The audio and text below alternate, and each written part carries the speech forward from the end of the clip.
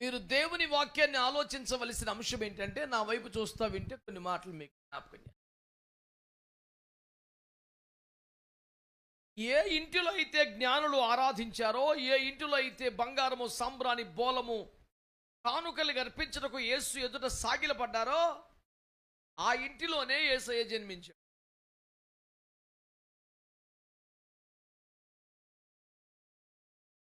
యేసయ్య జన్మించింది ఆ ఇంట్లో కాదు, సత్రములో ఆ కార్యం జరిగింది. అక్కడ ఉండనివ్వకపోతే పశువుల పాకలోకి వెళ్ళారు. ఆ తర్వాత తరవబడినట్లుగా చాలా ప్రాంతాల్లో పర్యటనలు చేసి ఆ ఇంట్లోకి వచ్చారు. ఇక్కడ అంశం ఏంటంటే, జన్మస్థలం సత్రం, ఇమీడియట్గా పవలించిన స్థానం పశువుల పాక. కానీ పూజలు అందుకున్నది, ఆరాధించబడింది, బంగారము సాంబ్రాణి బోలము వంటి కానుకలు సమర్పించబడ్డాయి వేరొక. ఈరోజు కూడా నా బాధ దుఃఖం కాన్సెప్ట్లో ఏంటంటే, ఆయనను పూజించే ఆరాధించే దేవుడిగా కొలువుదీర చేసి ఆయన మహిమపరిచే అదృష్టం, అవకాశం, సౌభాగ్యం, ఏర్పాటు, ఎంపిక దానికి ఎవరికో ఇవ్వబడింది.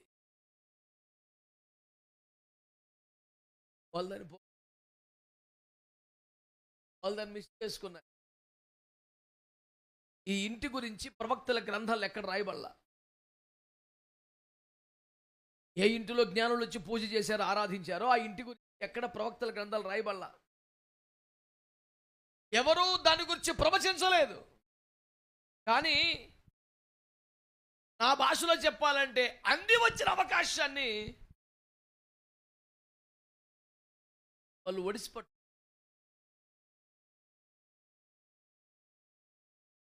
యాక్చువల్గా ఇది మన భాగ్యం కాదు, మన లెక్క కాదు, ఇది మన ఛాన్స్ కాదు, ఇది మన స్థాయి కాదు. ఇది ఆయన ఎక్కడో బెత్లెహేములో పుడతాడన్న పుస్తకాలు రాసి ఉంది, యోధా గోత్రం పుస్తకాలు రాసి ఉంది. కానీ ఈ కొంప పేరు ఎక్కడ రాసి? అసలు మనం ఎక్కడ ఏర్పాట్లో లేవు, కానీ వచ్చి పడిపోయింది ఛాన్సు. ఇక దీన్ని వదలకూడదు అన్నట్టు. అప్పటికి ఇప్పటికీ రెండు గ్రూపులు ఉంటున్నాయి. ఒకరు ఏర్పాటులో ఉండి, ఎంపికలో ఉండి, చేతుల ఛాన్స్ వదిలేసుకుంటున్నారు, పోగొట్టుకుంటున్నారు. కళ్ళు నెత్తికి ఎక్కువ, ఇంకేమయ్యో తెలివితేటలు లేక. కొంతమంది అసలు ఆ ఎంపికలో, ఏర్పాటులో ఉండగలిగిన స్థాయి కానీ, అర్హత కానీ, ఏర్పాటు కానీ ఆ ఛాన్స్ దొరకగానే దాన్ని సద్వినియోగం చేసుకుని చెరుతున్నారు.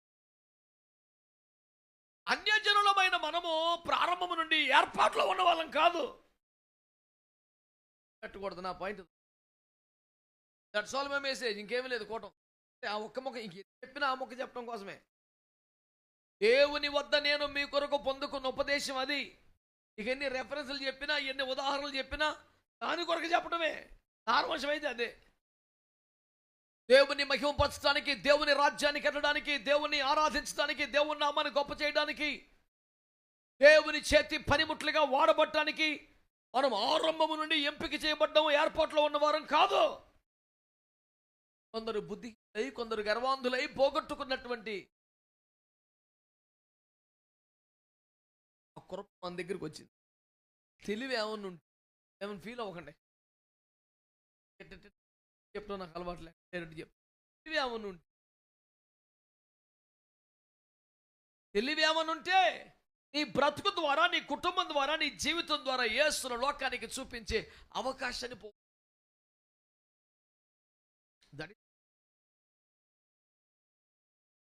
అంటే ఏంటి? ఓ అడ్డగోలుగా తినేస్తావా? రోడ్లెక్కి గంతులేస్తావా? ₹1 మాట కడుపులో పెట్టుకో. క్రిస్మస్ అంటే ఏంటి తెలిసిన? ఆది నుండి వాక్యమే కానీ ఎవరికి తెలియదు. వినపడతాం కానీ కనపడదు. ఆది నుండి వినబడుచున్న వాక్యమును ప్రజలు చూడగలిగే ఆకారంతో ప్రజల ముందు తేవటమే కదా. వాక్యం వినపడద్దా, అక్కర్లేదు. వాక్యం వినపడద్దా, కనపడద్దా? ఆ వాక్యమే శరీరధారి. అంటే వినబడే వాక్యమే మనం చూడగలిగేలాగా, ముట్టుకోగలిగేలాగా, తాకగలిగేలాగా. దాని పేరు మందికి అడ్డగోలు పండగ అది, కొంతమందికి తిండిపోతులు ఇవ్వరు, కొంతమందికి విపరీతమైన వస్త్రధారణ, వేషధారణ, హంగులు, ఆర్భాటాలు, వ్యర్థత, ఆచారం. మన వరకేంటి తెలుసా? ఇంతవరకు ప్రపంచం ఏది వింటూ వచ్చిందో దాన్ని చూపించగలగాలి. దట్స్ వాట్ ఇంతమున్న క్రిస్మస్ అంటే.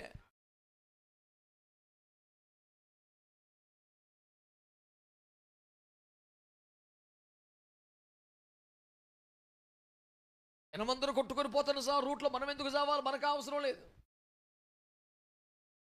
పెంతుకొస్తున్న పండగకి కొన్ని వేల మంది వచ్చారు. పెంతుకొస్తే వాళ్ళు పెంతుకొచ్చి చూస్తాకు వచ్చి మన బ్యాచ్ ఏంటో తెలుసుకుంటామే.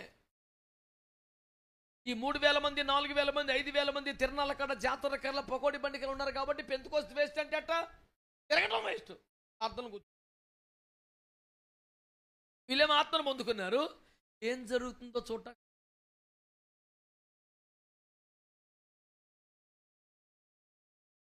ఇల్లు వచ్చింది పెందుకు, వాళ్ళు వచ్చింది వచ్చారు.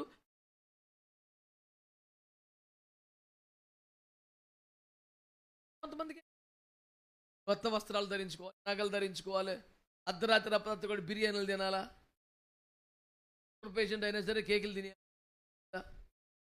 జనవరి 2వ తారీఖు నుంచి దాని పేరేంటంటే దేవుని కృపను బట్టి నాశనం. ఒక్కొక్కడికి ఒకటి ఉందండి. మన లెక్క ఏంటి తెలిసిన? ఇంతవరకు ప్రజలు ఏ వాక్యాన్ని గురించి వింటున్నారో మన బ్రతుకుల ద్వారా ఆ వాక్యాన్ని ప్రజలకు చూపి మన రేంజ్ క్రిస్మస్ అంటే. అడిగాడు మీకు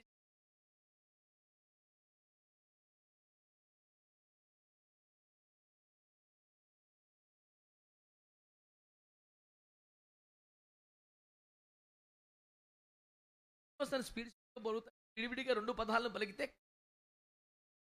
క్రైస్ట్ అంటే అంటే క్రిస్మస్ చేస్తారా అంటే అర్థం ఏంటి? అది ప్రశ్నే తెలియలేదు అడికి. అంతకన్నా ఆడుదో పెద్ద బీభత్సమైనటువంటి రేంజ్లో ఉన్నాను అనుకొని మాట్లాడతాడు. పేపర్లో వంటగది నా పేరు ఒకరు రాశారు. పెరుగు తొంత పెట్టి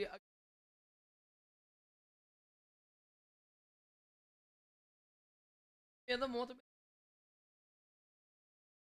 యథస్థంగా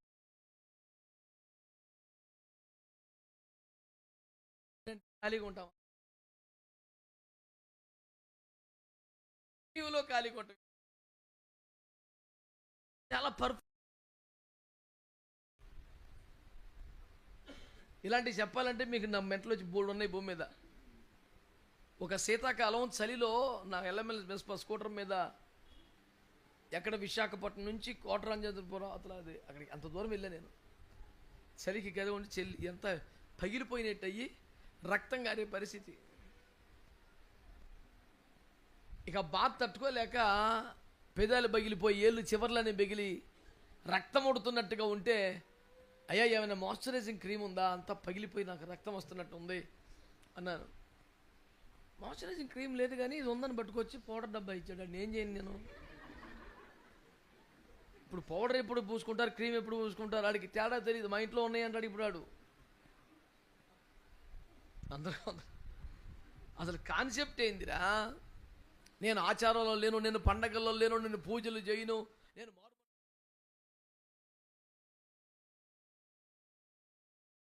కూడా పూజించనని చెప్తున్నాడు.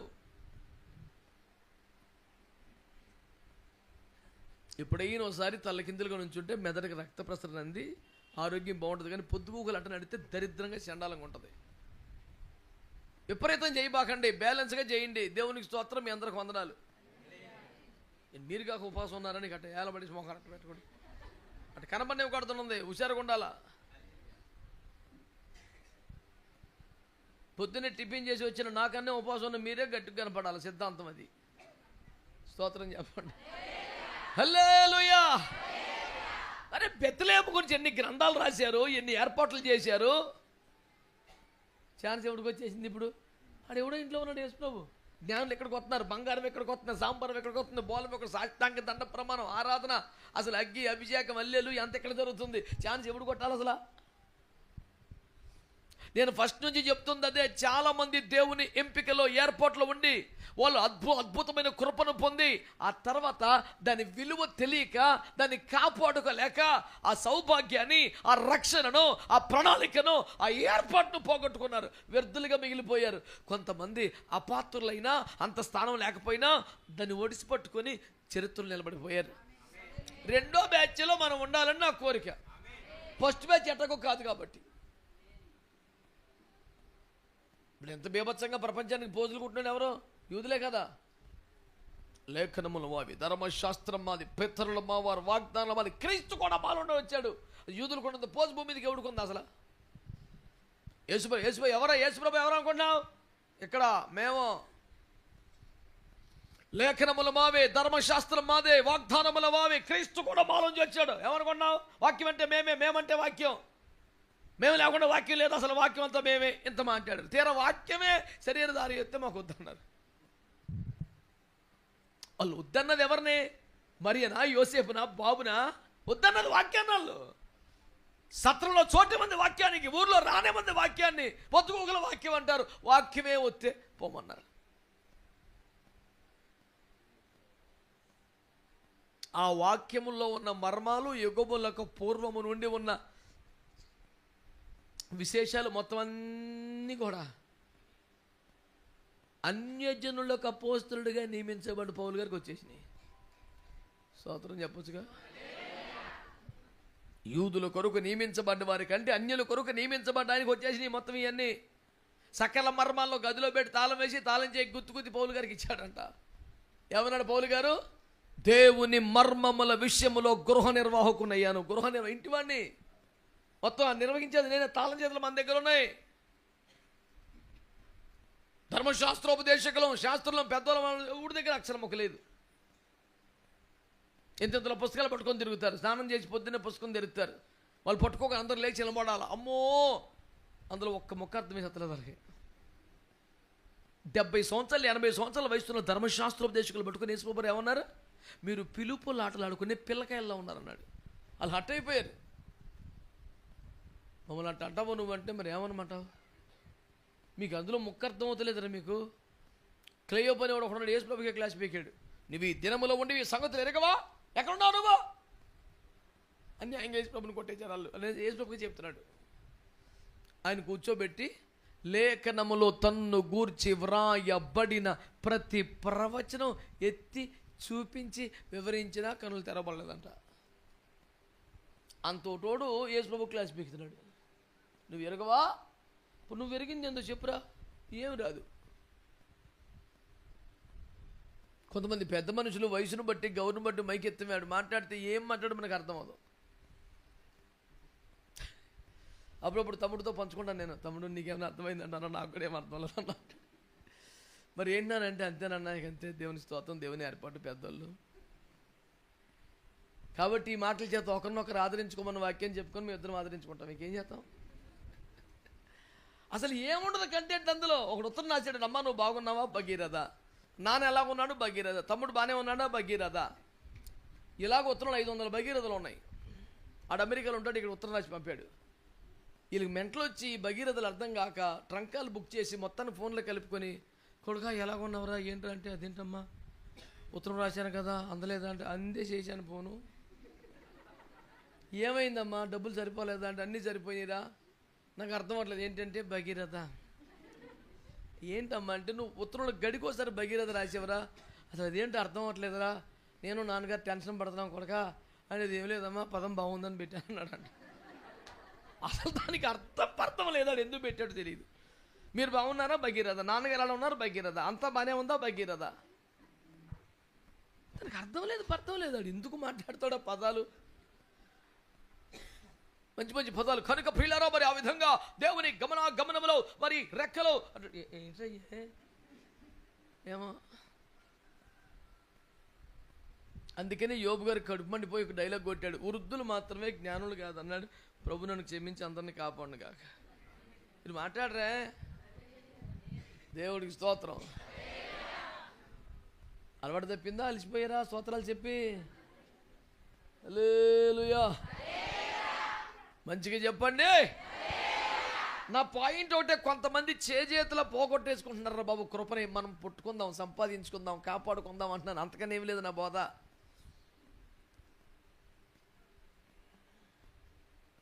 ఉత్తూరినే పోగొట్టుకున్నాడు లోతు.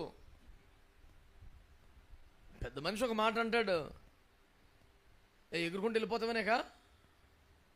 అయ్యో నాన్నగారు మేము ఎక్కడికి వెళ్తాం, మీరే కదా మాకు పెద్ద, చిన్నప్పటి నుంచి అన్నీ మీరే కదా, అమ్మ నాన్న నాకు లేరు కదా, ఈ రోజుల్లో ఈ గొర్రెల కోసం, గేదెల కోసం, పనుల కోసం మిమ్మల్ని వదిలేస్తామండి బాబోయ్, నేను వెళ్ళను బాబోయ్ అనాలి కదా. రండ్రా అని ఆడుకో బ్యాచ్ ఉంది. నేను మొన్నదే చెప్పి ఒక మీటింగ్లో, లోతుగాడు కూడా బ్యాచ్ ఉంటుంది, బ్యాచ్ ఉండగానే కింగ్ ఏం కాదు అని చెప్పాను. ఆ లిస్టులో ఒక సిరీస్ చెప్పాను అన్నమాట. దేవదూతలందరూ దేవుని సన్నిధికి వచ్చిన దినం అపవాది కూడా, కనుక సన్నిధికి వచ్చిన వాళ్ళందరూ దూతలు కాదు, అపవాది కూడా వస్తుంది. బ్యాచ్ ఉన్న కింగ్ కాదు, లోతుగాడు కూడా ఉంటుంది. ఈ లిస్ట్ 1 కిలోమీటర్ చెప్పా. ఎక్కడ మన పేరు తగులుద్దాం చూసుకోండి. సైలెంట్ అయిపోబోకండి. దేవునికి స్తోత్రం. లోతు కొడుకు కదా, ఇంటోడు కదా. ఎలియాజరు ఎవరు? దమస్కు వాడు, పనివాడు, దాసుడు. అది కూడా ఏరుకోరు తెచ్చుకున్నాడు కాదు, బలవంతంగా జరిమానా కడితే జరిమానాలో తప్పు కింద వచ్చిన బ్యాచ్లో ఒకడో. అంటే మనం అప్పు కట్టాలనుకోండి, అప్పు కట్టలేక బంగారం ఇచ్చాం, గేదెలుంటే గేదెలు ఇచ్చాం, అట్టా అవతలోడు జరిమానా కింద కట్టిన సొత్తులో ఒక పని మనిషిగా వచ్చాడు మనోడు. మంచోడే, నమ్మకస్తుడే, నాడి మీద పెద్ద మమకారం కూడా ఏమీ లేదు ఎవరికే. అబ్రహం గారికి ప్రారంభంలో చెప్తున్నాను. ఒక రోజున యేసుప్రభు వచ్చి నీ బహుమానం రెట్టింపు అయిపోద్ది, నువ్వు బేబత్సం అది ఇది అంటే అన్నాడు. ఎందుకు నాకు ఈ దమస్కోడి మొత్తం పట్టుపోయేలా ఉన్నాడు. ఆ స్టేట్మెంట్లో వాడి మీద వల్లమని పేమేముందా? వీడు ఎత్తిపోయేలా ఉన్నాడు, నువ్వు వారసుని ఇచ్చావు కాదు, మొత్తం వీడు పట్టుపోయేలా ఉన్నాడు. ఆయన చూస్తే చిన్న దుఃఖమే బాధే వచ్చేది. వీడు ఏంట్రా అన్నీ పూనుకొని చేస్తున్నాడు, మొత్తం కలేసుకుంటున్నాడు, మొత్తం వీడే పట్టుపోయేలా ఉన్నాడు, ఏందిరా అని చూస్తే ఒక టెన్షన్ వచ్చేది ఆయనకి. అట్టంటోడు చేయి తీసుకొని ప్రమాణం చేయించుకొని, రే నా కొడుకు మంచి సంబంధం చూసి పెట్టరా అన్న చోట రాసింది ఏంటి తెలుసా? అబ్రహామును కలిగిన సమస్తమును ఏలుచుండిన. He was ruling like anything. ఏం పొజిషన్కి వచ్చాడు? నా పాయింట్, లోతుగాడు కుదురుకుంటే ఈ పొజిషన్ ఆడికి వస్తుందా? మీరు మాట్లాడరు. మీరు ఇది కుదురుకుంటే ఈ పొజిషన్ ఆడికి వస్తుందా? ఈ తెంగరేసాలు వేసి నేను వెళ్ళిపోగలను, నేనో పర్లేదు,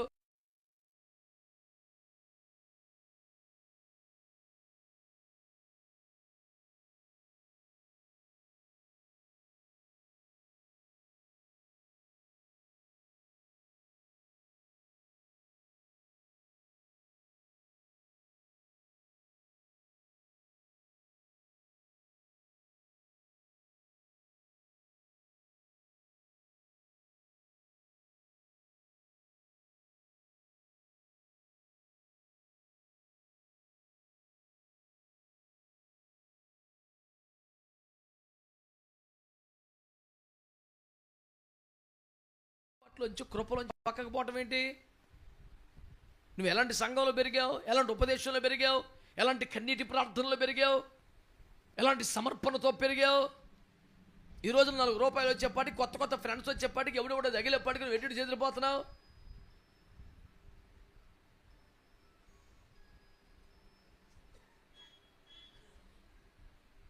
దాని పీకనో కీర్తం కాదు, సైలెంట్లో పెట్టు. దేవునికి స్తోత్రం చెప్పండి. హల్లెలూయా. సొదొమ రాజు గారి నెంబర్ ఉందంట, SMS పెట్టాడు, సార్ నేను మీ దగ్గరికి వచ్చేస్తాను, మా నాన్న కొంచెం చిరాకు పడతాడంటే వచ్చారన్నాడు. ఆడు సొదొమ రాజు, ఆడు ఆ రకముడే. తప్పురా నాన్నగారితో సమాధానం పడి చెప్పాలి కదాడు. అడిగి ఆకేసాడు, చిన్న పోస్ట్ ఇచ్చాడు, ఇక్కడ ఫీల్ అయిపోయాడు, ఇద్దరు కలిసి ఆడు ఎత్తుకుపోయాడు. ఈ లోతుగారు ఎవరిని చూసి చేరారో ఆ రాజుగారికే దిక్కులేదు. ఆ రాజుగారి పెళ్ళం బిడ్డలతో పాటు మొత్తం ఎత్తుకెళ్ళిపోయాడు. ఈడు అక్కడికి వెళ్ళిపోయిన తర్వాత, ఎరా నువ్వు చెరపడ్డ వంటగా ఆడు ఎత్తిపోయాడు అంటగా అంటే ఈడు ఏమంటాడు తెలుసా? నేనే కాదు, రాజుగారిని కూడా ఎత్తిపోయారు. ఇప్పుడు అయితే ఏంటి? ఇప్పుడు ఎరా ఫెయిల్ అయ్యామంటగా అంటే మా ఊర్లో అందరూ ఫెయిల్ అయ్యారు. ఇప్పుడు ఏం చేయ ఆడు ఫెయిల్ అయితే నీకెందుకు, పాస్ అయితే నీకెందుకు సన్నాసి రకమని నువ్వు పోయావు కదరా. ఇన్ని అద్భుతమైన తెలివితేటల మూట ఆ లోతు బాబు. మీ అందరికీ నా మనమేంటి, అన్ని తెలివితేటలు వద్దు మనకి. ఎన్ని లోతు బాబుకున్న తెలివితేటలు ఏం కలిగి ఉండాలి మనం? తిట్టినా కొట్టినా నేను బాగున్నాను, కుదురుగా ఇంటికాడ ఉంటే సంఘంలో బడి ఎడితే సహవాసులు ఉంటే ఇవాళకైతే రేపైనా కృప దొరుకుద్ది. మాట్లాడరే. మేము ఇంకా అమాయకంగా ఏం కాదు, మాకు అనేక విషయాలు తెలుసు, మాకు బయట పెద్ద పెద్ద దైవజనులతో టచ్ ఉంది. సోదోమ రోజు నెంబర్ కావాలా? అది పట్టుకెళ్ళి కొంపలంటే తెచ్చుకున్నాడు కూడా. కొంతమంది అయ్యా సభలకి వెళ్ళి అయ్యా దైవజనులు కలిసి వాళ్ళతో ఫోటో తీసుకోవటం, వాళ్ళ ఫోన్ నెంబర్ తెచ్చుకోవటం, వాళ్ళతో టచ్లో ఉండటం. ఆడికి ఎంత ఇంట్రెస్ట్ అంటే భూమి మీద, ఆడు మన తరంలో మన సంఘంలో లోతు అన్నమాట. ఆడు నా మాట ఏనండి, లోతన తప్పుగా లోతు వ్యభిచారం చేశాడా, మద్యపానం చేశాడా, విగ్రహారం చేశాడా? సొదొమ గొమొర్రాలో కూడా పరిశుద్ధంగా ఉన్నాడు. లోతు గురించి చెత్తగా మాట్లాడతలా, కాబట్టి నాశనం అయిపోయాడు.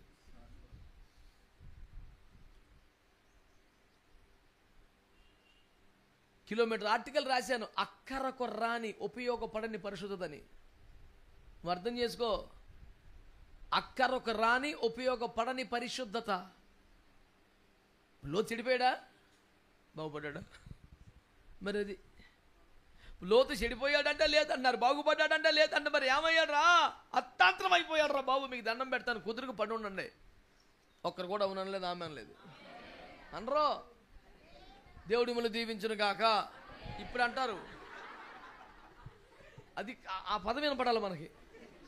అప్పుడు కానీ లోపల ఆత్మ ఇది మంది, ఇది కరెక్ట్, ఇప్పుడు లైన్లోకి వచ్చాడు జపన్య అని మీ ఫీలింగా. అసలు ఇంకా కొన్ని మర్మాలు ఉన్నాయి కానీ కెమెరా పెట్టారని చెప్తున్నా నేను. పిల్లలు గడికోసారి వచ్చి తిప్పుతున్నాడు దాన్ని, మళ్ళీ ఇంకెందుకు లేనా ఆగా. దేవునికి స్తోత్రం. హల్లెలూయా, హల్లెలూయా. ఏమన్నా బోధపడుతుందా అడిగింది మిమ్మల్ని. అలా చూస్తారు ఎందుకు?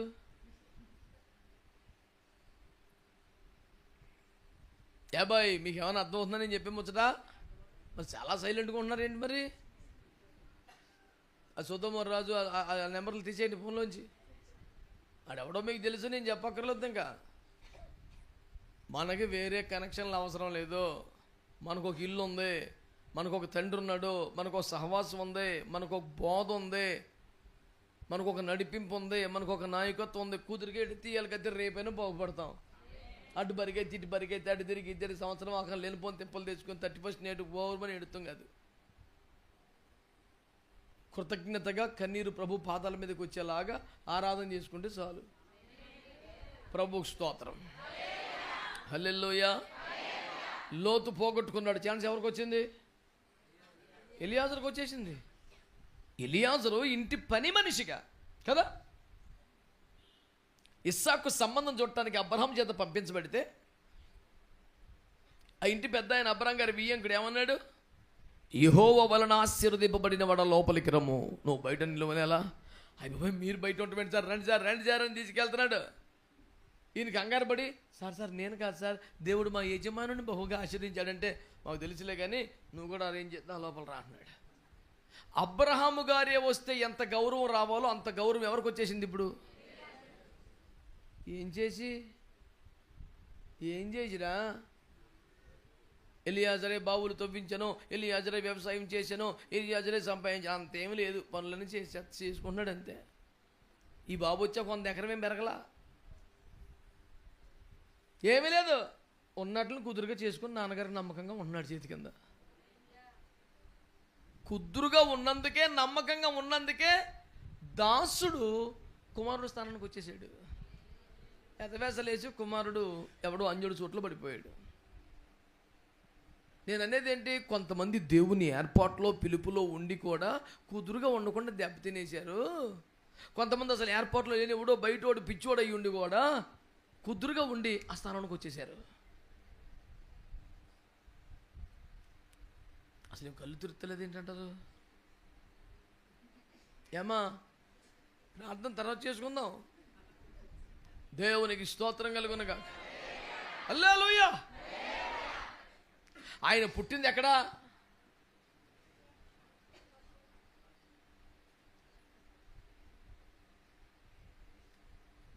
ఎక్కడ పుట్టాడు ఆయన? ఎక్కడుంది అట్టుంది? సత్రంలో పుట్టాడు, చోటు లేక పసులు పక్కలకి వెళ్ళారు ఉంది. అది మార్చేసావు అడ్రస్సు. దేవునికి స్తోత్రం, హల్లెలూయా. కానీ ఆ ఇంట్లోకి వచ్చింది ఘనత, గౌరవం, ఆరాధన, పూజ, బంగారం, సాంబ్రాణి, బోలం, జ్ఞానులు, సాష్టాంగ పట్టం. ఆ ఇల్లు ధన్యమైపోయింది. నిజానికి ఆ ఛాన్స్ ఇక్కడ రావాలా? ఈ సత్రంలో ఉన్న తాగుబోతులు, సత్రంలో వ్యభిచారులు, సత్రంలో సీట్లు పెక్కలాంటి బ్యాచ్ జరిగిపోయి, ఓరి బాబోయ్ మనలాంటి పాపిష్యులు ఉండే చోటికి దేవుడు వచ్చేసాడంట అని జరిగేసి ఒక మూలంతా చిన్న దడిగెట్టేసి యేసుప్రభుకి ఇచ్చేసి ఉంటే ఆ కూటమి ఇక్కడే జరిగేది. ఇది నా చోటు, నేను రాత్రి తాగొచ్చాడు పడుకోవాలి, నువ్వు లేకని లేకొట్టించారు. ఛాన్స్ పోయింది. లోతుబాబు ఛాన్స్ పోయింది. నా మాట అర్థమవుతుందంటారు మీకు? కంగారు పడి తెంగర పనులు చేసి పోగొట్టుకుంటున్నారు. ఆ ఏర్పాట్లోకి వస్తే ఎంత దీవెన ఉంటుంది? 180 రోజుల పాటు తన రాజ్య వైభవాన్ని ప్రపంచ రాజులందరికీ చూపించిన పిమ్మట ఇంతమందికి మా రాణిగారిని పరిచయం చేద్దాం అనుకున్నాడు రాజుగారు. తప్పే ఉంది? 180 రోజులు మా రాజ్య వైభవాన్ని చూపించాం కదా, అమ్మగారిని పరిచయం చేద్దాం అనుకుంటే చిచ్చి నేను ఎవడు పడతాడు ముందుకు వచ్చి కనపడతానని అంటే ఏమనుకుంటున్నావు? ఏమన్నా ఇంట్లో పని మనిషి అనుకున్నావా? డాన్సర్ అనుకున్నావా వచ్చి అందరి ముందు నుంచి చూడటానికి? మరి రాణి అన్నాక రాజుగారి పక్క నుంచోద్దా? మరి నీకెందుక సింహాసనం కిరీటం? తీసుకెళ్ళి తోటలో ఒక స్టోర్ రూమ్ కట్టాడు, అందులో పారేసాడు. నువ్వు అక్కడ ఉండేక ఇప్పుడు వస్తే ఎవరు? విగ్రహారాధికురాలా? వ్యభిచారమా? మద్యపానమా? ఏమీ లేదు. తెలివితేటలు లేక, రాజుగారి మైండ్ అర్థం చేసుకోక, బుర్ర పని చేయక, తెంగరాసలేసి ఒక సేవకురాలు ఇంత పెద్ద ఆర్టికల్ రాసింది, అన్యాయం అయిపోయిన వస్తీ అని టైటిల్ పెట్టి. ఇంత పెద్ద ఆర్టికల్ ఆమె క్యారెక్టర్ని వర్ణించింది. ఆమె ఒక సంస్కారవంతురాలైన ఇల్లాలు. 10 మందిలో వాటికి ఇష్టపడలేదు, 10 మందిలో తను ప్రదర్శించుకోవడానికి ఇష్టపడలేదు. ఆమె డ్యాన్సరా? ఆమె క్లబ్ డ్యాన్సరా? ఆమె నాట్యగత్త అనుకున్నారా? జనం రాని రాదు బయటికే, అంతే ఆమె కరెక్ట్. అన్యాయంగా రాజుగారికి ఉక్కురాశం ఎక్కువైపోయి మెంట్లో చేసి తీసేసాడు పోస్టు అని రాసింది. ఇంత పెద్ద ఆర్టికల్ రాసింది. నెక్స్ట్ మ్యాగజైన్ రాసింది, ఆ ప్రసంగం అనేకుల్ని తాకిందంట, దర్శించిందంట. నేను అన్నాను, అయితే ఈ కాలంలో కూడా వస్తీలు చాలామంది ఉన్నారు అన్నమాట అనుకున్నా. నేను లోపల ఫీల్ అవ్వనుగా ఫోన్ చేశాను ఆవిడకి. అమ్మా ఏంటమ్మా, దేవుడి తరములో వస్తీ వలి మిమ్మల్ని లేపాడు, మాకు చాలా సంతోషంగా ఉంది అని చెప్పా. అవునా పాష గారు, థ్యాంక్స్ అంటుంది. నీ బుర్ర పని చేస్తలేదు సన్నాసి తలకాయ నువ్వును. ఈ తరంలో దేవుడిని వస్తీ వల్ల లేపాడంటే థ్యాంక్స్ అంటుంది. కిరీటం పోతుంది పిచ్చి మొహమా, రాజ్యం పోతుంది, అడవులు పాలైపోతావు, తెలివితేటలేదు నీకు అంటే పాష గారు మీరు అలా మాట్లాడతారు, అది స్త్రీల ఆత్మగౌరవానికి సంబంధి ఊరుగామా, తెలియపోతే తెలియనట్టు ఊరుకో. ఇలాంటి కొంతమంది పెక్యులర్ టీం ఉంది. నాన్న నీ దృష్టికి వచ్చిందో లేదో, ఒకడు ఇస్కరియోతు యోధాను గురించి దేవుని స్తుతిస్తున్నాడు. ఏమని? ఆడే లేకపోతే మాకు రక్షణ లేదయ్యా, ఆడట అమ్మాయి బట్టే కదా నిన్ను సిలివేశారు. ఈ 11 మందిలో ఆళ్ళకు సైలెంట్గా ఉంటే మాకు రక్షణ వచ్చినా అసలు ఆడెంత ముఖ్యం ప్రభా, ఆడెంత ఇంపార్టెంట్ ప్రభా, నాకేం చేయాలి అర్థం కాక ప్రభా, ఈయన్ని కూడా ఆడలా వాడుకో ప్రభా. ఇట్లాంటి వాళ్ళు తగలబడ్డారు ఏంటంటే నాకు అర్థం కాదు. అట్లాంటోడు పుట్టి ఉండని ఎడల వానికి మేలు అని యేసుప్రభు చెప్పాడు కదా. నీకు యేసుప్రభు స్టేట్మెంట్ అర్థం అవ్వాలి కదా. నేనేమంటున్నానంటే చేతుల పనికిమాలి తెలివితేటలతో ఛాన్స్ పోగొట్టుకునే బ్యాచ్లోకి వెళ్దామా? కొంచెం కుదురుగా స్థిరంగా నమ్మకంగా ఉండి దేవుని ఏర్పాట్లో కాపాడుకొని దీవెన పొందామా? తెలివి ఉండాలి కదా. స్త్రీల ఆత్మగౌరవానికి ప్రతీక వస్తీ అని టైటిల్ పెట్టి రాసేస్తుంది. కిలోమీటర్ కొద్ది కిలోమీటర్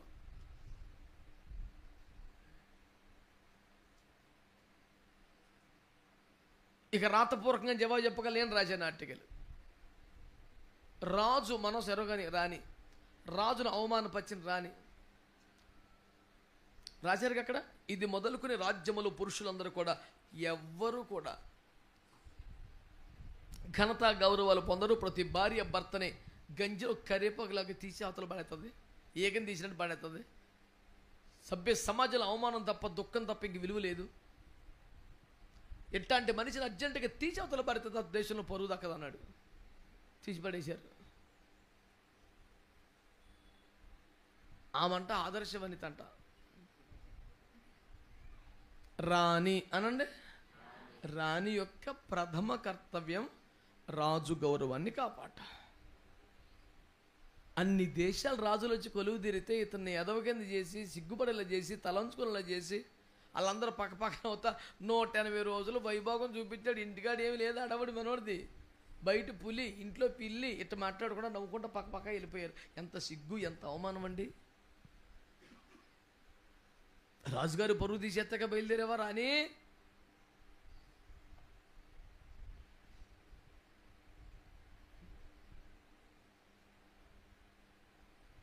సౌలును రాజుగా ఏర్పాటు చేసినప్పుడు దేవుడు ఏమనుకున్నాడంట? ఏదో ఒక ఛాన్స్ ఇద్దాం వాళ్ళ తాతగారు ఏడిచాడు అనుకోలేదంట. సత్తాకాలం నిన్నే రాజుగా ఉంచాలనుకున్నాడంట. సమయంలో వచ్చేదాకా ఆకుండా చిన్న తింగర పని చేసి పోగొట్టేశాడు. సమయంలో ఏమన్నాడు? అయ్యో ఎంత అవివేక పని చేసావు నాన్న, ఛాన్స్ పోయింది కదరా. నేను అభిషేకించబడ్డవాన్నే, నువ్వు అభిషేకించబడింది రాజుగా, యాజకుడు కాదు. పనికే మాసాలే అయిపోకు. రాజుగా అభిషేకించబడ్డవాడు యాజకుడికి అభిషేకం రెండు ఒకటేనా? యాజకుని అభిషేకం ఏంటి? రాజులు కూడా అభిషేకించేది. రాజు అభిషేకం ఏంటి? పరిపాలన చేసేది.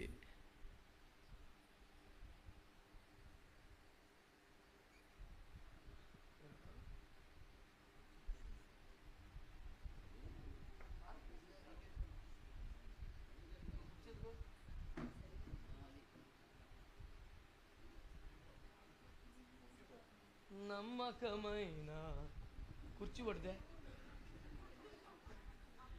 దేవునికి స్తోత్రం కలుగునగాక.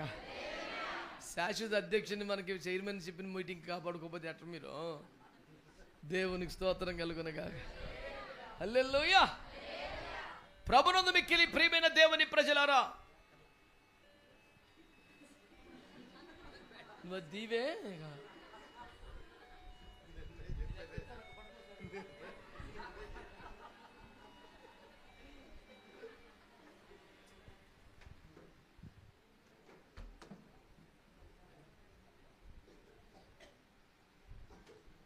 నిడదవగల దగ్గర కలవచెరలో ఓ తల్లిగారు చర్చికి స్థలం ఇస్తే గుడి కట్టారు. పాచగారు నెత్తి మీద ఫ్యాన్ ఉంది కానీ ఫ్యాన్ ఎత్తలేదాడు. చెమట్లాడి చచ్చిపోతున్నాను నేను, ఫ్యాన్ ఏమంటే అన్నాడు. ఇంకో బ్రదర్ చెప్పాను కొంచెం అందరూ అట్టగా అన్నారు. కూటమి అయిపోయాక అట్టగా తడిసి చెమటలో వాక్యం చెప్పాం. కూటమి అయిపోయిన తర్వాత భోజనం చేయమంటే నాకు వద్దన్నాను. అంటే నువ్వు ఫ్యాన్ ఏమంటే వేయలేదుగా, నాకు వద్దన్నాను. అమ్మా అట్ట కాదులేదు, నువ్వు ఎందుకు వెళ్ళదు చెప్పు కనీసం అంటే, అన్న ఆ చర్చి స్థలం ఇచ్చిన తల్లిగారు ఫ్యాన్ కొనిచ్చారు. అయితే 6 మనవరాళ్ళు అంట ఆ తల్లిగారికి. 2 పేర్లు ఒక్కో రెక్క మీద రాసిందంట. ఏ రెక్క మీద? ఫ్యాన్ రెక్క మీద. ఫ్యాన్ ఎత్తే గిరగిర తిరిగితే పేర్లు కనపడవు కాబట్టి ఫ్యాన్ వేయద్దని చెప్పిందంట. మనకి ఫ్యాన్ ఎందుకు?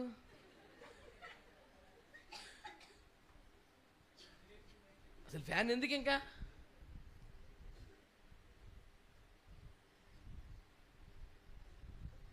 అందరికి వందనాలు. ఇప్పుడు ఇంతకీ మనం ఏ బ్యాచ్లో ఉందాం? పోగొట్టుకునే బ్యాచ్యా? అకస్మాత్తుగా ఇంటికి ఘనత వచ్చేసిందండి, ఆ ఇంటికి గౌరవం వచ్చిందండి. యేసు పూజింపబడుతున్నాడు, యేసు ఆరాధింపబడుతున్నాడు. బంగారము, సంబ్రాణి, బోలము, కానుకలకు వస్తున్నాయి. సాష్టాంగ దండ ప్రమాణం చేస్తున్నారు. కొంతమంది తెలివి తక్కువ వాళ్ళే కృప పోగొట్టుకుంటున్నారు. మనము జాగ్రత్తగా నిలబడి ఆ కృపను మనం సంపాదించుకోవాలి. హల్లెలూయా. సౌలు పోగొట్టుకున్నాడు. ఎవరు పొందుకున్నారు? యాకోబు గారి పెద్ద కొడుకు ఎవరు? రూబేను. పోగొట్టుకున్నాడు. యోధా కొట్టేసాడు ఛాన్స్. మీకు ₹1 మాట చెప్తా. మత్తయి సువార్త 1లో అబ్రహాము కుమారుడైన దావీదు కుమారుడు యేసుక్రీస్తు వంశావళి. 2వ వచనం అదేగా, యేసుక్రీస్తు వంశావళి స్టార్ట్ చేశాడు. ఇప్పుడు యేసుక్రీస్తు వంశావళిలో నన్ను చూడండి ఒకసారి. అబ్రహాం ఇస్సాకుని కనెను, ఇస్సాకు యాకోబుని కనెను, యాకోబు యూదాను అతని వారిని కనెను. ఈ లిస్ట్ ఇలా కింద దాకా వస్తుంది. ఈ లిస్ట్ మీరు దావీదు ఉన్నాడు, ఇందులో చాలామంది ఉన్నారు. ఈ లిస్ట్ అంతా చూస్తే వాళ్ళు ఎవరు? జ్యేష్ఠులు అనండి. అబ్రహాం ఇస్సాకు యాకోబును అంటే ఆ లిస్ట్ ఎవరి పేర్లు రావాలి? అందులో తిన్నగా ఒక్కళ్ళేడు ఫస్ట్ బాన్. అందులో బాగా చూస్తే మొదట పుట్టినవాడు ఒక్కళ్ళేడు. ఎక్కడో ఉంటారు, ఒకటి అరా మ్యాక్సిమం 2వ ఓడో 3వ ఓడో 5వ ఓడో 8వ ఓడు కూడా ఉన్నాడు అందులో. అంటే గీత ఏం గీత, ఇక్కడ నుంచి ఇక్కడికి A to Z లైన్ ఏంటంటే అది ఫస్ట్ బోర్న్ లైన్, అది జ్యేష్ఠుల గీత. ఆ జ్యేష్ఠుల గీతలో మొదటి పుట్టిన వాళ్ళందరూ కొంతమంది ఆడు అన్నం కోసం అమ్మేసుకున్నాడు. ఎవడాడు? ఏశావు అన్నం కోసం అమ్మేసుకున్నాడు. వీడెవడో రూబేను చెంచలుడై పోగొట్టేశాడు. ఒక్కొక్కడు ఒక రకంగా పోయాడు. యోగ్యులందరూ, పెద్దోళ్ళందరూ, ముఖ్యులందరూ, దేవుని ఏర్పాటు ప్రకారం చేస్తున్న వారందరూ తప్పిపోతే, 2వసారి పుట్టినోడు, 5వసారి పుట్టినోడు, 8వ రకంగా పుట్టినోడు, అట్టడుగోలు చాలామంది కరెక్ట్గా భక్తి చేసి భయభక్తులు కలిగి ఉండి దేవుని సంతోషపరిచి ఆ లైన్లోకి వచ్చి కూర్చున్నారు. ఇప్పుడు యేసు ప్రభు నుంచి, అబ్రహాము నుంచి యేసు ప్రభు దాకా 42 తరాలు, అంటే 42 మందిని పెద్ద మనుషుల్ని పెట్టుకొని వారిలోంచి యేసు ప్రభు బయటకు వచ్చాడు. ఈ ధన్యులందరూ ఎవరంటే జ్యేష్ఠులై ఉండాలి. యాక్చువల్గా ఎరదూత అందులో జ్యేష్ఠులు సగం మంది లేరు. వాళ్ళు లేరు కాబట్టి దేవుడు భూలోకటం రావడానికి మానేశాడా? ప్రణాళికను ఆఫ్ చేశాడా? ఆడు 2వ వాడిగా పుట్టినా, 5వ వాడిగా పుట్టినా, 8వ వాడిగా పుట్టినా వాడు యోగ్యుడిగా బతికాడు కనుక, వాడు అర్హుడిగా బ్రతికాడు కనుక, వాడు నమ్మకంగా బతికాడు కనుక ఆయన తీసుకొచ్చి ఈ ఫస్ట్ వాడి ప్లేస్లో నుంచోబెట్టాడు దేవుడు. నేనంటే మనం ఫస్ట్ వాడు కాకపోవచ్చు, కానీ ఫస్ట్ స్థానానికి రావచ్చు. మనం ఇంట్లో మొదటి పుట్టిన వాళ్ళం కాదు, పరిశుద్ధులో మనమే టాప్ కాదు, ప్రార్థనలో మనమే టాప్ కాదు, విశ్వాసలే మనమే గొప్ప కాదు. మన ఫస్ట్ స్థానం ఏమీ కాదు. ఏదో 2వ స్థానమో 3వ స్థానమో 5, 8వ స్థానంలో ఉన్నాం. కానీ దేవుని చిత్తంలో నిలబడితే, ఓపికబడి భక్తి చేస్తే ఆ మొదటి స్థానంలోకి మనము రావచ్చు. సంఘము అనండి. సంఘములో ఉన్న వాళ్ళందరూ ఆది నుంచి పరిశుద్ధులేనా? పాపులే కదా, దేవుని కృపలో రక్షించబడి, యేసు రక్తంతో కొనబడి, వాక్యంలో కడగబడి, ఆత్మలో ముద్రించబడి, దేవుని సన్నిధిలో నాటబడి, కడగబడి పరిశుద్ధులయ్యారు కదా. ఇలాంటి సంఘాన్ని పట్టుకొని ఏమంటాడు బైబిల్లో? జ్యేష్ఠుల సంఘం అనండి. ఎవడురా ఫస్ట్ వాడు అందులో? అసలు పౌలంతటి మహానుభావుడే పాపులలో ప్రధాన పాపిని అని అన్నాడు. ఇక మనం ఏం మాట్లాడాలా?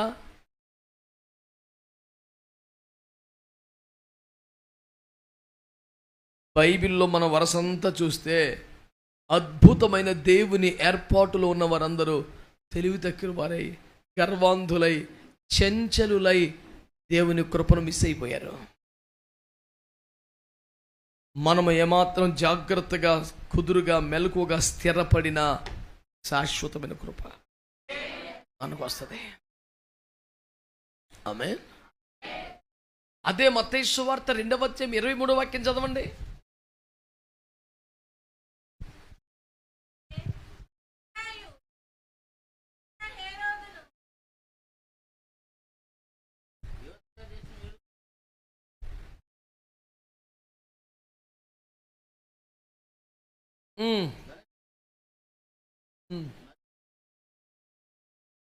స్తోత్రం చెప్పండి. నజరేతు అను ప్రాంతమునకు వచ్చి అక్కడ, ఇప్పుడు కూడా మనం ప్రార్థన చేసిన పాట పాడి నజరేయుడని యేసుక్రీస్తు, చిన్న పిల్లోడు ప్రార్థన చేసిన అలాగే యేసు ప్రభుకి నజరేతుకి పెద్ద కనెక్షన్ ఏముంది? ప్రవక్తల గ్రంథములన్నిటిలో ఎవరి పేరు ఉంది? బెత్లెహేము పేరే ఉంది. నజరేతు పేరు ఎక్కడ ఉంది అసలు? నా పాయింట్ ఏనండి, ఏరి కోడి లోకరక్షకుడు భూమి మీద అడుగు పెట్టాలనుకున్నప్పుడు ఆయన ఇష్టం ఎక్కడైనా అడుగు పెట్టగలడు. కానీ సత్తులో అడుగు పెట్టడం ఏంటి? కొన్ని ఏర్పాటు, ఎంపిక, గొప్ప భాగ్యం. తాగుబోతులందరూ ఏకమై చోటు పోగొట్టేశారు. హేరోదును బట్టి, వాడు చేస్తున్న కీడును బట్టి, దుష్టత్వాన్ని బట్టి దేవుని దూత చేత ప్రబోధింపబడిన వారై వారు గలిలయ ప్రాంతమైన నజరేతుకు వచ్చి అక్కడ కాపురం ఉన్నారు. యేసు నివసించవలసిన స్థలం ఏంటిది? బెత్లెహేం కదా. నజరేత్ ఏంటి? నాతానీయులు లాంటి పెద్ద మనుషులు ఏమన్నారు? నజరేతులోంచి మంచిది ఏదైనా, యేసు ప్రభు మంచోడే కనుక అయితే అతను నజరేతులోంచి రాడు. నజరేతు నుంచి వచ్చాడంటే ఖచ్చితంగా మంచోడు కాదు అని ఫిక్స్ చేసాడు. ఎవరో అంత చెడ్డ సాక్ష్యం ఉంది ఆ ఊరికి, చాలా పనికి మాలిన పేరు ఉంది ఆ ఊరికి.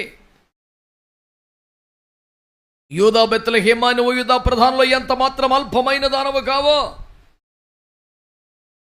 నువ్వు అల్పమైన దానవి కాదు, నువ్వు ఘనమైన దానివి, శ్రేష్టమైన దానివి, గొప్ప దానివి. నీ ప్రజలను ఏలువాడు నీలో నుండి వచ్చును. ఇంత ప్రఖ్యాతి కలిగిన బెత్లెహేమేమో ఓ పనికి మాలిన హేరోదును బట్టి ఈ ఛాన్స్ పోగొట్టేసుకుంది. అసలు విలువ లేని, మంచి సాక్ష్యం లేని నజరేతు ఈ ఛాన్స్ కొట్టేసింది.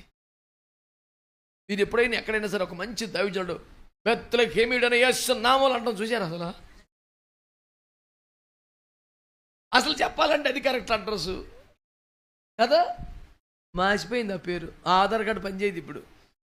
నజరేతు అన్న ఆధార్ కార్డే పనిచేస్తుంది.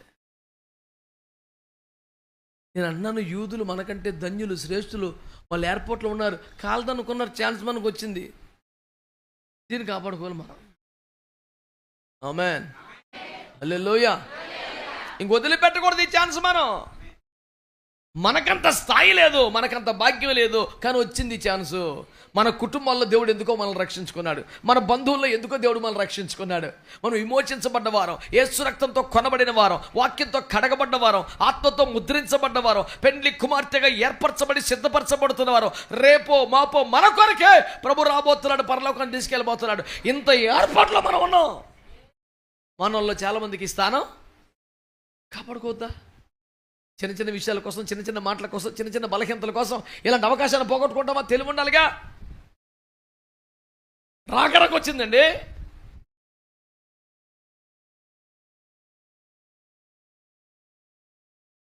పోనీ నజరేతులో కూడా ఒక 50 ఏళ్ళు ఉన్నాడా? భూమి మీద ఉన్నది 33 ఉన్నారా? కొంతకాలమే మళ్ళీ వచ్చేసాడు బయటికి. కొంతకాలమైన సత్రం చీకొట్టినా, బెత్లెహేములో రైడింగ్లు పెట్టి పోలీసులు పంపి ఉండకుండా చేసిన నజరేతు చేర్చుకొని కొంతకాలం సురక్షితంగా ఉండడానికి చోటిచ్చింది, చాటిచ్చింది. చరిత్రలో నిలబడిపోయింది అంతే. ఎవడు ఏ దేశవాడి పేరు చెప్పినా నజరేయుడైన యేసుక్రీస్తు నామములో సండే స్కూల్కి వచ్చి బుడ్డ పిల్లలు ప్రార్థన చేయమంటే కూడా నోరు తిరగపోయిన నజరేయుడు అన్నాడు.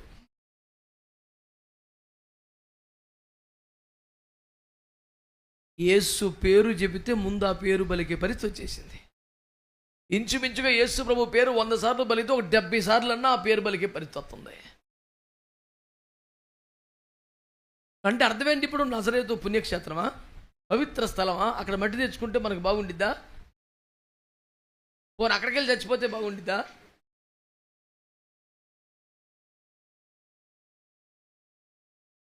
నేను అడిగాడు ఒకడు, అనయ్య నాకు యెరూషలేములో చచ్చిపోవాలని. నేను అంటున్నాను, మీ ఇంట్లో కనీసం ₹1 కోటి మీ సావు పేరు మీద సిద్ధపరిచి ఇంట్లోకి అప్పగించి చచ్చిపోరా అన్నాను. అదేంటా నేను మరి అక్కడి నుంచి బాడీ తెచ్చుకుంటాం మామూలు విషయమా? నరుగులు కుర్రలు వెళ్ళి భుజం కాసుకు తుండు కూడా చుట్టుకు తెచ్చేస్తా కవదరా. డెడ్ బాడీ అక్కడి నుంచి రావటం అంటే మామూలు ప్రాసెసా? ఎంత ఖర్చు, ఎంత కష్టం, ఎన్ని మర్యాదలు, ఎన్ని లెక్కలు, ఎన్ని కాగితాలు, ఎంత గొడవ.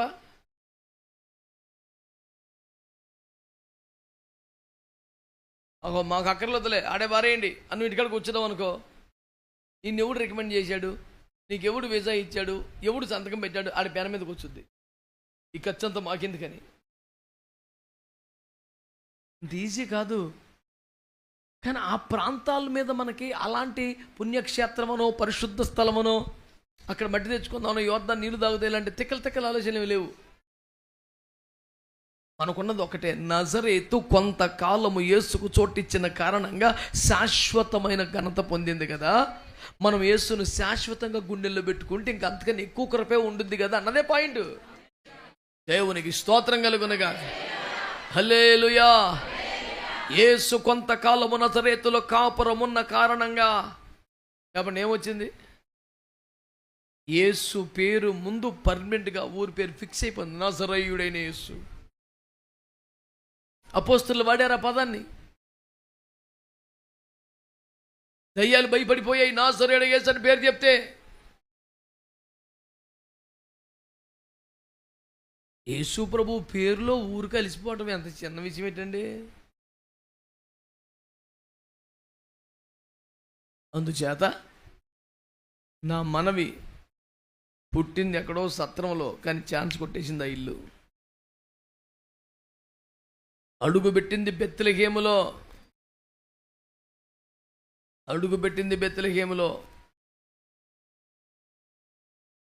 ఛాన్స్ కొట్టేసింది నజరేతు. నీకన్నా ముందు గనులు గొప్ప వాళ్ళ శ్రేష్ఠులు ఎంతోమంది ఉండొచ్చు. ఎన్నో దేవుని సన్నిధిలో క్రమంలో నిలబడితే ఆశీర్వాదం నీకు వచ్చే అవకాశం ఉంది. ఎందరో మనం జ్యేష్ఠుల వరస చూసాం, పెద్ద పెద్దలందరూ తప్పిపోయారు. ఏషావు అమ్మేసుకొని కోల్పోయాడు. రూబేను భ్రష్టుడైపోయి చెంచులుడై దెబ్బతినేశాడు. సౌలు అవివేకంగా ప్రవర్తించి దెబ్బతినేశాడు. ఎందరో పోయారు. ఛాన్స్ అమాయకులకి, అర్భకులకి వచ్చింది.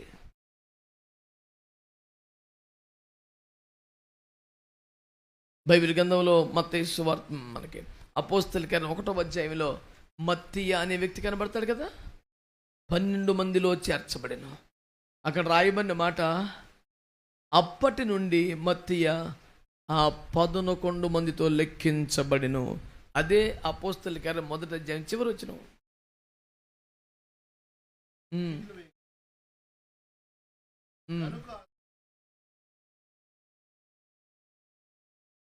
ఆ 11 మంది అపోస్తలులతో కూడా లెక్కింపబడ్డాడంట. ఇప్పుడు నా ముఖం చూడండి. హలో, ప్రపంచ పునర్జన్మ మందు ఇశ్రాయేలు 12 గోత్రాల మీద తీర్పులు తెచ్చడానికి 12 సింహాసనాలు వేస్తానని చెప్పాడా? అందులో 12 మంది అపోస్తలులు కూర్చుని మాట్లాడతారని చెప్పాడా? ఆ 12 వ్యక్తి ఎవరో? అందరు గబుకుని పౌలో ఉంటారు. ఆ 11 మందికి లెక్కించబడ్డవాడు పౌలు కాదు, మత్తీయ. ఎక్కడ వాడబడ్డాడు? ఎన్ని అద్భుతాలు చేశాడు?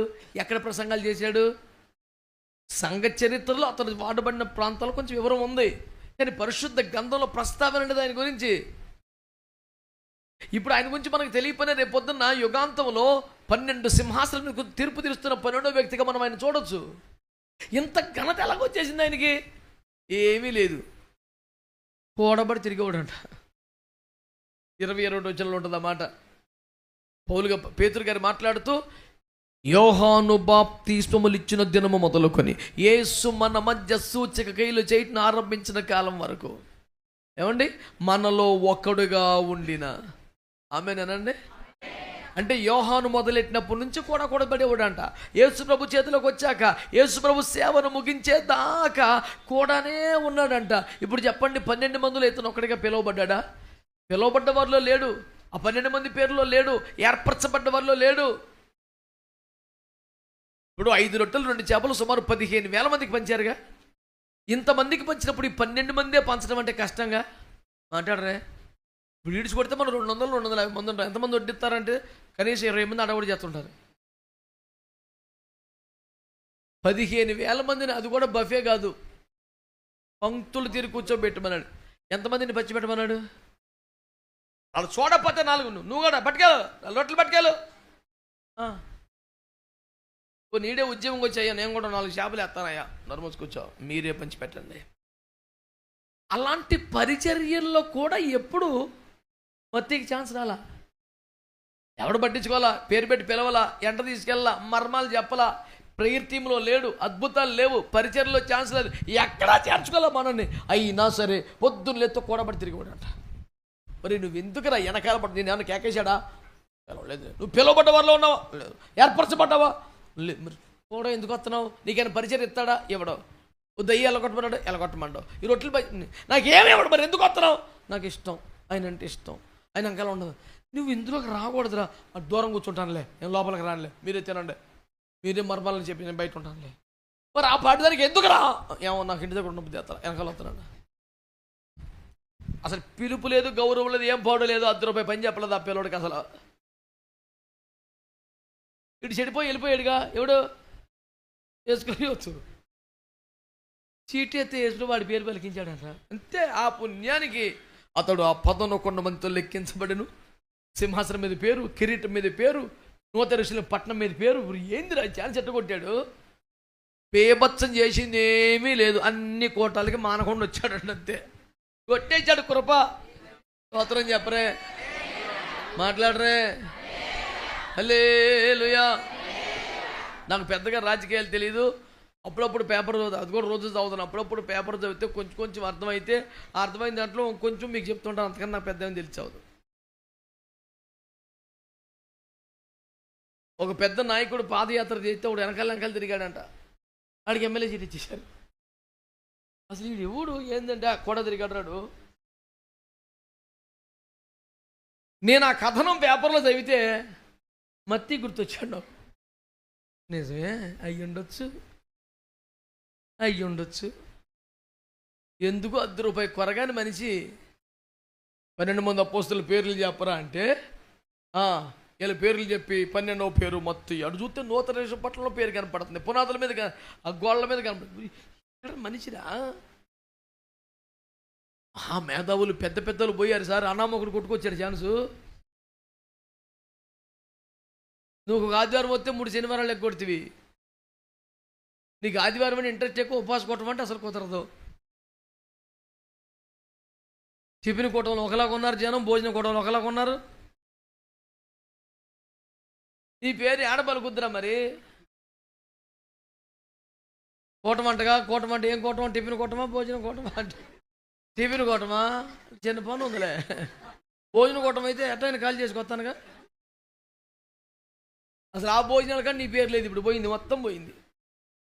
ప్రతి భోజనం కూటంలో ఉన్నావు కదరా, నీకు ఎందుకులే అని చెప్పి ఆ పేరు తీసేశారంట. ఏమన్నా నేను తప్పుగా చెప్పానా? అంత సీరియస్గా ఉన్నారే? బాధ, దుఃఖం కలుగుతుంటుంది. అరే ఎందుకు అర్థం చేసుకోవట్లేదు ఈ విలువ? ఇదేమన్నా సామాన్య విషయట? ₹10 ఆధిక్యత లేని మనిషి అండి. యేసు యోహాను బాప్తిస్మాలు ఇచ్చిన దినం మొదలుకొని యేసు మనతో ఉండిన కాలం అంతా మనలో ఒకటిగా తిరిగాడంట. నిజానికి మనలో ఒకటి కాదు, 12 మందిలో ఒకటి కాదు, కానీ అన్అఫీషియల్గా 13 వెనకాల 10 మీరందరూ రండి అంటే తయారై వచ్చేసేవాడు. రేపు పొద్దున మనం అక్కడికి వెళ్ళాలంటే తయారొచ్చు. నువ్వు ఎందుకు రా అంటే, కొంచెం వెనకాల ఉంటానులే, కొంచెం దూరంగా ఉంటానులే. ఎందుకో నిన్ను చూసిన కానీ నాకు ఇంటికి వెళ్ళిపోద్ది అత్తలా. నీ పిలుపులో ఏర్పాట్లో అంత భాగ్యం లేదు, కానీ నీకు దూరంగా ఉండాలనిపించట్లేదు. ప్లీజ్ అయ్యా, కొంచెం ఎడంగానే కూర్చుంటానులే, రాని నన్ను అంటే, సత్య కూర్చో, రాబాకు, పరిచర్లోకి రాకూడదు నువ్వు అంటుండో. అక్కడక్కడే ఉంటున్నాడు, కొట్టుకొచ్చాడు ఛాన్స్. ఏ ప్రత్యేకతలు, అద్భుతాలు, ఆశ్చర్య రూపాంతర కొండ మీద కాదు, గెత్సేమవుతుంది ఎక్కడా లేడండి మనిషి, కొట్టేశాడు ఛాన్సు. దేవునికి స్తోత్రం చెప్పరే. హల్లెలూయా. నేను అంటున్నాను, క్రమంగా సహవాసంలో నడిపింపులు ఉన్నవాడు ఎలాగైతే రేపైనా కింగ్ ఆడే. మాట్లాడరే. కొంచెం చేతులు ముదురుగా అటు ఇటుగా ఉండేవాడు మరి అటు ఇటుగానే ఉంటాడు. కుదురుగా ఉండేవాడు కొంచెం జ్ఞానం బుద్ధి తక్కువ ఉన్నా సరే కొట్టుకొస్తాడు. ఎందుకంటామేమో, చిన్న కుమారుడు తప్పిపోయాడు, పెద్ద కుమారుడు ఇంట్లోనే ఉంటున్నాడు. కానీ తండ్రి సంతోషం దుఃఖంలో వాడేం పాలు పొందలా. తండ్రి నీతిలోకి రప్పించాడు, బాధ పెట్టాడు. అయినా ఏమన్నాడు? నీవెల్లప్పుడు నాతో ఉన్నావు గనుక నావన్నీ నీవి. నా దుఃఖంలో పాలు పొందల, సంతోషంలో పాలు పొందల, నన్ను ఈదులోకి లాగావు, అయినా నీయే. ఎందుకంటే నువ్వు కుదురుకున్నావు. ఒక్క పాయింటే, నీవెల్లప్పుడూ నాతో ఉన్నావు. నువ్వు నన్ను బాధ పెట్టినా, ఇబ్బంది పెట్టినా, కొంచెం తెలివి తక్కువ ప్రవర్తించినా, బుర్ర లేకుండా మాట్లాడినా, బయట వాళ్ళలాగా ప్రవర్తించినా, నువ్వు కుదురుగా ఉన్నావు గనక నావన్నీ నీయే అన్నాడు. స్థిరంగా సహవాసాలు ఉంటే, తండ్రి ఇంటిలో నాటబడిన వాడుకుంటే అడుగుండే ఆశీర్వాదం చాలా ఎక్కువ ఉంటుంది. దేవునికి స్తోత్రం కలుగునగా. హల్లెలూయా. నేను అంటున్నాను, బెత్లెహేముకు మించిపోయిన ఛాన్స్ నజరేతు కొట్టేసింది. జన్మస్థలానికి మించిన ఖ్యాతి ఆ ఇల్లు కొట్టేసింది. ఆరంభము నుంచి ఉన్నవారి కంటే ఎక్కువ కృప, ఎక్కువ ఘనత నువ్వు పొందొచ్చు. ఆమేన్. హల్లెలూయా. తాతల నుంచి భక్తి చేసే వాళ్ళ కంటే నువ్వు ఎక్కువ ఛాన్స్ కొట్టచ్చు. ఇప్పుడు వచ్చి ఛాన్స్ ఉంది సజీవంగా. మందసం మాకు వద్దని తీసుకెళ్ళి ఓబేదెదోం ఇంట్లో పెట్టాడు. 3 నెలలకు మ్యాటర్ అర్థమైంది. అమ్మో, ఇంత భాగ్యం, ఇంత అదృష్టం, ఇంత అద్భుతం నేను వదిలేసుకుంటాక అంత అమాయకున్నా అని మేళ తాళాలు పెట్టి, లేవీలను పెట్టి, యాజకులను పెట్టి, బోరలు వారిని పెట్టి, గాయకులను పెట్టి అడవుడు చేసి, అంతకుముందు పెద్ద పోజుగా బండి కట్టించారా, బండి పెట్టు అన్నాడు. వద్దు యాజకులు మీద దండం పెడతాను. స్వయంగా ఈయన ముందుకు వచ్చి డ్యాన్స్ చేస్తున్నాడు, గోలగోలు చేస్తున్నాడు. పై వస్త్రం తొలగిపోయిన కూడా సోయి ఇంట్లో మైమర్చిపోతున్నాడు. కారణం ఏంటి? వదిలేసి వేరే చోట పెట్టేసి. ఎంత తప్పు అయిపోయిందో అర్థమైపోయింది బాబుకి. నేను అన్నాను, ఇప్పటికే లేట్ అయిపోయింది, ఇప్పటికైనా మనం రోడ్డు ఎక్కేసి జాగ్రత్తగా 10 మందిలో ఈ మందసమే నాకు కావాలి, ఈ మందసమే నాకు ముఖ్యం, ఈ మందసం వల్లే నేను దీవించబడాలి, ఈ మందసం నాకు కావాలని జనమందరి మధ్యలో ఒప్పుకుంటూ ఊరేగింపుగా యేసు ప్రభుని ఇంటికి తెచ్చుకోవాలా. ఇక పేసన పోయింది చాలు. దేవునికి స్తోత్రం కలుగునగా. హల్లెలూయా, హల్లెలూయా. నేను అంటున్నాను, కొంతమంది ఆరంభము నుండి పేర్లు రాయబడి పేరెన్నిక గలవారు చివరిలో నష్టపోయారు. అసలు వాళ్ళ పేర్లు చరిత్రలో లేకుండా పోయినాయి. బెత్లెహేము పేరు ప్రారంభం నుండి ఉంది. బెత్లెహేము స్థల పురాణం కూడా మామూలు విశేషమేం కాదు. కళ్ళములో ఉండగా బోయజు రూతు వెళ్ళి ఆ రాత్రి ఆయన పాదాల దగ్గర ఉంది చూసావు. సరిగ్గా ఆ పొలం, ఆ ప్రాంతం, సరిగ్గా భూమి నైసర్గిక స్వరూపాన్ని చూస్తే యేసు ప్రభు ఏ పాకలోకి వచ్చాడో అది ఎగ్జాక్ట్ పాయింట్ అంట. చరిత్రకారులు లెక్కలో డొక్కలన్నీ తీల్చి పరిశోధన చేస్తే కరెక్ట్గా పాయింట్ ఎక్కడికి వచ్చింది. ఆశ్చర్యపోయారు. అమ్మ బాబోయ్, అంత విశేషం బెత్లెహేము. అందుకని బెత్లెహేముకు విపరీతమైన ప్రఖ్యాతి ఉన్న రూతు పొలానికి ప్రత్యేక విఖ్యాతి ఉంది. ఈరోజు కూడా బెత్లెహేము వెళ్తే రూత్ ఫీల్డ్స్ అని పెద్ద బోర్డు ఉంటుంది. బెత్లెహేము అంతటికి ఉన్న ఖ్యాతి దీనికి సరిపోదు, దీనికి ఎక్స్ట్రా కొంచెం ఉంది. ఎందుకంటే సంఘము అంటే ఏంటి? సంఘ మర్మము నాకు బయలుపరచబడింది అన్నాడు పౌలు గారు. ఏంటా మర్మం అని అడిగితే ఎఫెసీ 2లో అన్యజనులు యూదులు ఏక శరీరమగుటయే ఆ మర్మం అని చెప్పాడు. ఓకేనా? యూదులు అన్యజనులు అసలు కలవకూడదన్న రూల్ కదా. సంఘ మర్మం ఏంటంటే అన్ని జనులు యూదులు ఏక శరీరమగుటయే సంఘ మర్మం అన్నాడు. ఆమేన్. బాగా పరిశీలన చేస్తే అన్ని జనులు యూదులు ఏక శరీరం ఉంది. ఇక్కడ కాదు, ఎక్కడో రూతు పొలంలో జరిగింది అది. బోయజు యూదుడు, రూతు అన్ని జనులారు. వాళ్ళిద్దరు ఏకమయ్యారు. వారిద్దరు ఏకమైతే పుట్టినోడే ఎవరు? ఓబేదు, షల్మా, యెషై, దావీదు. దేవునికి స్తోత్రం కలుగునగా. అన్ని జనులు యూదులు ఒక్క శరీరం అయింది. ఇక్కడ సంఘంలో అక్కడ జరిగింది. రూతు గ్రంథంలో, రూతు పొలంలో. అదే బెత్లెహేముకున్న ప్రఖ్యాతి, బెత్లెహేముకున్న ప్రసిద్ధి అది. అబ్రహాం ఎంపిక చేసుకున్న తన భార్య శవాన్ని పెట్టిన మక్పేలా గుహ, ఇవన్నీ బెత్లెహేము స్థలం నుంచిలోకి వస్తాయి. అబ్రహాము దినములు మొదలుకొని దానికి ఒక విశేషం ఉంది, దానికి ఒక ప్రత్యేకత ఉంది. కానీ నజరేతు కొట్టేసింది ఛాన్స్. 2000 సంవత్సరాలుగా ఘన వారసత్వాన్ని సాధించుకుంటూ వచ్చిన బెత్లెహేము కన్నా పేరు చెప్తే అందరూ ముఖాన్ని ఉమ్మేసే నజరేతు కొట్టేసిన ఛాన్స్. తాతల కాలం నుంచి ఉన్న ప్రసిద్ధి ఎక్కడ? చిచ్చి ఆ పనికిమాల పేరు చెప్పకుండా దరిద్రం అని చెప్పిన ఊరు ఎక్కడ? ఆ అసహించుకునే ఊరి పేరే యేసు పేరు పిలిచిన ప్రతిసారి ప్రపంచం పిలుస్తోంది. కారణం యేసు కాపురమునుటకు తన తలుపులు తెరిచింది నజరేతు. ఆమేన్. కనుక ఈ సందర్భంగా నేను మీకు తీసుకో కీలకమైన ఉపదేశం ఇదే. కొందరు చేజేతుల కృప పోగొట్టుకుంటున్నారు, కొందరు చేజేతుల ఛాన్స్ మిస్ అవుతున్నారు. ఓపిగ్గా జాగ్రత్తగా దాన్ని సంపాదించుకుందాం. హల్లెలూయా. ఒక్క మాట చదవండి, హెబ్రీ పత్రిక 10వ అధ్యాయం 36 అనుకుంటున్నాను. 6